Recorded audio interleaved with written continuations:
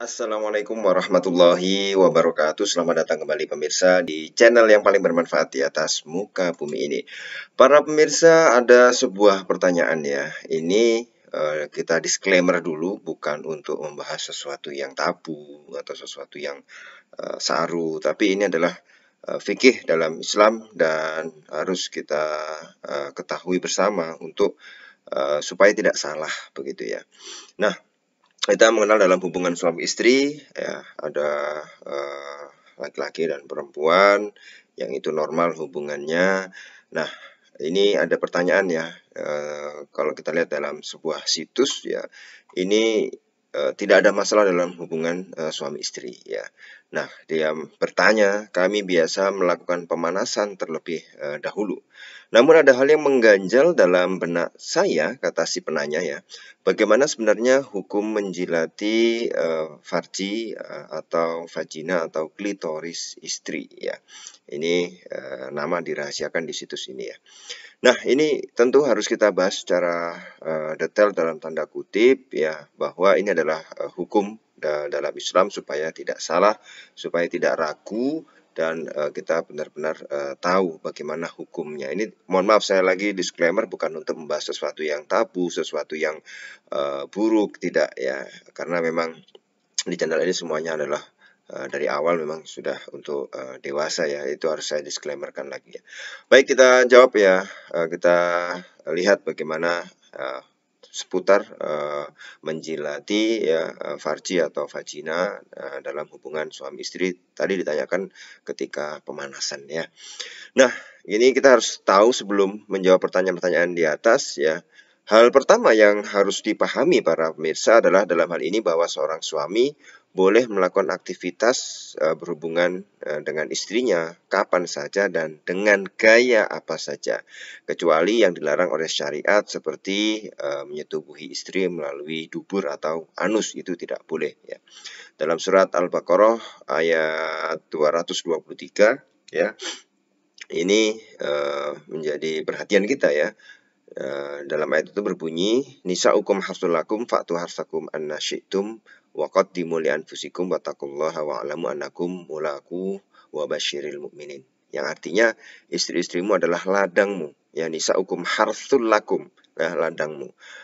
Fa'tu harsakum anna syi'tum, maka datangilah ladangmu kapan saja.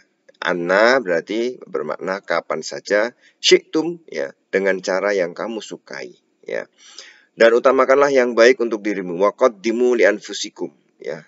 Utamakan, qaddimu itu mengedepankan ya, maksudnya utamakan yang baik untuk dirimu. Wattaqullah, dan bertakwalah kepada Allah, dan ketahuilah bahwa kamu kelak akan menemuinya. Wa'lamu annakum mulaquhu ya, menemuinya, nya yang sini kembali kepada Allah, dan sampaikanlah kabar gembira kepada orang-orang yang beriman. Nah, masalah agama yang berkaitan dengan aktivitas seksual tidak perlu ditutup-tutupi. Ya, ini bagaimana kita bahas pada ini video kali ini adalah tidak untuk ditutup-tutupi, agar jelas, agar supaya tidak salah gitu ya.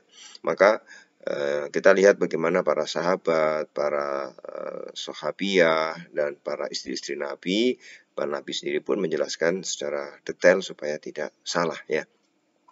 Untuk kepentingan hukum, Rasulullah SAW tidak segan-segan menerangkannya. Sebagaimana dalam hadis ya, innallaha la yastahi minal haqqi la ta'tun nisa'a fi adbarihinna, rawahu asy-Syafi'i. Yang artinya sesungguhnya Allah tidak malu dalam hal kebenaran. Innallaha la yastahyi ya, innallaha la yastahyi ya. Sesungguhnya Allah tidak malu dalam hal kebenaran, minal haqqi ya. Apa itu? Yaitu jangan kalian mendatangi istri-istri melalui anus mereka atau dubur mereka. Hadis riwayat Imam Syafi'i. Ya. Atas dasar ini maka dikatakan bahwa suami boleh menikmati semua kenikmatan dengan istri kecuali lingkaran di sekitar anusnya atau melakukan hubungan seks melalui dubur. Ini tidak boleh ya, tidak boleh. Nah, kalau kita lihat dalam kitab Fathul Mu'in yang ditulis oleh Syekh Zainuddin Al-Malibari ya, itu halaman 217 ya. Beliau mengatakan ya, diperbolehkan bagi seorang suami untuk bersenang-senang dengan istri dengan semua model kesenangan, ya, yaitu dalam tanda kurung melakukan semua jenis aktivitas seksual kecuali lingkaran di sekitar anusnya walaupun dengan menghisap klitorisnya ya. Jadi di sini ya ada yang kita garis bawahi, walau bimasi bazriha, walau bimasi ya. Sedotan itu dalam bahasa Arab masosoh ya. Nah di sini ya kalau kita lihat walau bimasi bazriha ya, walaupun dengan menghisap ya, menyedot kalau sedotan itu ya klitorisnya atau vaginanya ya. Pandangan serupa, jadi kalau dari kitab Fathul Muin ini boleh ya, boleh ya. Kalau kita lihat dari pandangan serupa juga dikemukakan oleh Imam Al-Asbagh ya, salah seorang ulama dari kalangan mazhab Maliki yang menyatakan bahwa suami boleh menjilati kemaluan istrinya. Hal ini sebagaimana dikemukakan Imam Al-Qurtubi dalam tafsirnya, yaitu judul tafsirnya adalah Al-Jami' li Ahkamil Quran ya, juz 12 halaman 512. Wa qad qala asbaghu min ulama'ina yajuzu lahu an yalhasahu bilisanihi ya, yang artinya Asbagh salah satu ulama dari kalangan kami yaitu mazhab Maliki telah berpendapat boleh bagi seorang suami untuk menjilati kemaluan istri dengan lidahnya, bilisanihi, dengan lidahnya boleh ya. Tapi ada satu perhatian ya para pemirsa semuanya, yaitu menurut ulama dari mazhab Hambali yaitu Qadhi Abu Ya'la, beliau berpendapat ya tentang aktivitas tersebut ya sebaiknya dilakukan sebelum melakukan hubungan badan, yaitu ketika foreplay atau pemanasan ya, sebelum hubungan badan atau sebelum jima. Demikian sebagaimana keterangan dalam kitab Kashful Mukhdirat wa Riyadul Muzzirat ya, li syarhi Akhsaril Mukhtasarat yang ditulis oleh Abdurrahman bin Abdullah Al-Ba'ali. Wa qala al-qadhi ya, yajuzu takbilul farji qabla al-jima'i wa yukrahu ba'dahu. Ya, ini ya. Apa hukumnya ya kalau sebelum jima ya itu boleh ya. Kalau setelah jima itu makruh ya. Yang ini dikatakan di sini ya, artinya Al-Qadhi Abu Ya'la Al-Kabir berkata boleh mencium vagina istri sebelum melakukan hubungan badan dan dimakruhkan setelahnya ya, dimakruhkan setelah. Jadi kalau ketika foreplay, ketika pemanasan itu boleh ya, tetapi kalau setelah yaitu adalah makruh ya. Ini jadi kalau kita lihat dari beberapa literatur fikih, para ulama sudah membahasnya. Para ulama sudah membahasnya dan bagaimana hukumnya boleh ya.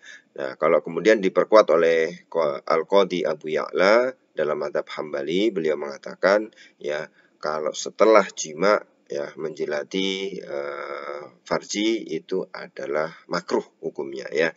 Kalau sebelumnya boleh ya. Nah, ini jawaban singkat ya yang bisa kita lihat dari beberapa literatur fikih ya.